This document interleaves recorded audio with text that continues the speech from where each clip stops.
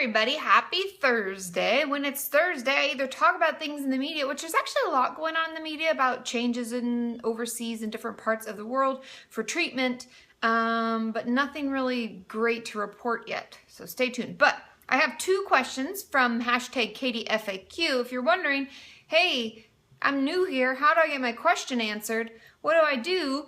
You ask it below my Monday video, so the video that will come out this coming Monday, you put it below there in the comments, or you hop onto KatieMorton.com and go under there's a bunch of things across the top, the tabs, and it says Katie's videos, and you scroll down, it says Q&A for videos. So welcome to my channel, and that's how you ask your questions, and that's how they get answered. So I realized I've not talked about eating disorders in a long time.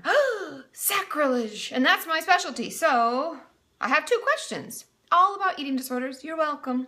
Because I love you and you and you and you. Okay, let's get going. First question. Hey, Katie, I know you've talked a little about this in a previous video, but I was wondering if you could talk more about what overexercising is and why it is bad. My therapist and dietitian want me to stop going to the gym so much, but no matter what they tell me, I don't understand what's so bad about it. Okay, so I'll try to make this short.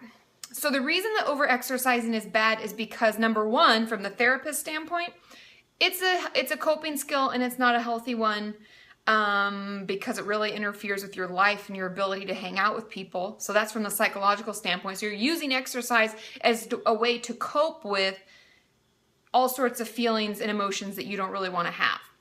So that could be the fact that you're being forced to eat more as part of your recovery, and so you're exercising to compensate, and therefore you're still in your eating disorder.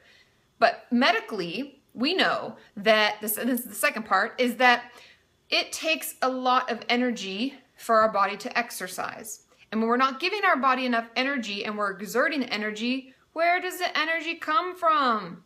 It steals it from other parts of our body, which means it eats away at our muscle. That sounds weird, right? Because we're trying to produce more muscle, but your body doesn't have all the stuff that it needs to produce more muscle. And so it's just burning away things like our heart, which is a big muscle, and other muscles along our body. So even though we're working out, we're not actually gaining any muscle mass. It's bad. It's really, really bad for you. And on a side note, the reason that it's bad to do it too much from the psychological standpoint, I'm going to go into that just a little bit more because I feel like I need to talk about it more because that's what I do, is that if you ever, this is how you know if you're over-exercised, because I can sense a lot of comments coming in about that. If you don't want to exercise, and I don't mean like, I should go walking today. I mean, if your body is so tired and you are just exhausted and you go anyways, or if you have plans or people want to see you and you want to hang out or do actual social interactions and instead you cancel and you go work out, or if you get up at a crazy fucking ridiculous time to get all this exercise in before your day, that's an eating disorder. That is too much exercise. That means exercise is ruling your life. Exercise isn't an additional nice thing you've put in. It's something that you were compelled to do. It's part of the OCD part of eating disorders. I have more videos about that if you want to check that out. Question number 2. Hey, Katie and the rest of y'all. And this went on in my on KatieMorton.com. This was quite the conversation.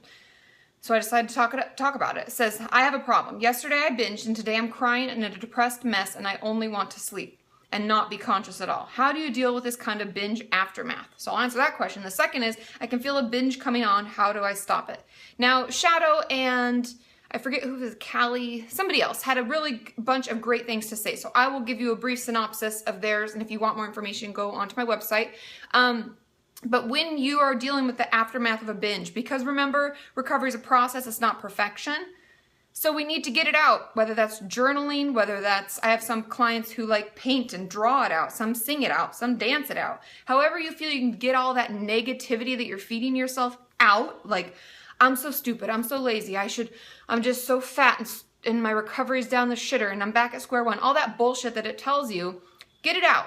Because after that comes kind of the like cuddling softness that we all need from ourselves to be like, well, what was the real cause? Like, oh, remember that trigger because your mom was such a jerk and that always, we know that that really bugs you, or that person was really rude and we know how much that affects us during our day. Whatever it is, we have to recognize where it comes from so that we can look and prepare for future triggers, because it happens, it's life, right? And so we have to prepare for that. So when this happens, then it's good to recognize what the trigger is. Following? And then get out, distract yourself. Don't let this keep ruminating. It's almost like that video I put out a long time ago that was like how to stop overthinking, and also the other video about not letting what people say ruin our day. Those are two great resources to watch now if you find yourself just ruminating. And you can feel a binge coming on. How do I stop it? Now, I'm going to challenge all of you. If you're feeling like this, some people do struggle with binging even when they're not hungry. And I would encourage you to figure out what it is that you're really needing. Is it comfort? Is it communication? Is it getting out of the house? Like we just need movement, we need sunshine. Do we need to go play with an animal at the pet store? What is it that we're really looking for? What's it we're gonna binge on? But if we are actually hungry, we physically feel very hungry, are you eating enough during the day? You may want to talk to your dietitian, because they may need to up your meal plan, because when we restrict or we limit foods, like I can't have ice cream ever, I can't have broccoli ever. I'm just throwing out random words because I don't want any of you to think that anything is good or bad. All foods are necessary in moderation. So talk to a dietitian, figure out what's going on, because us not getting enough nutrients or limiting ourselves and restricting is what leads to binges. So consider these things. And you can check out my website if you want more of the chatter and you want to, get in the conversation. Because I thought that was a really good topic. But that's really where binges come from and how we can manage the aftermath.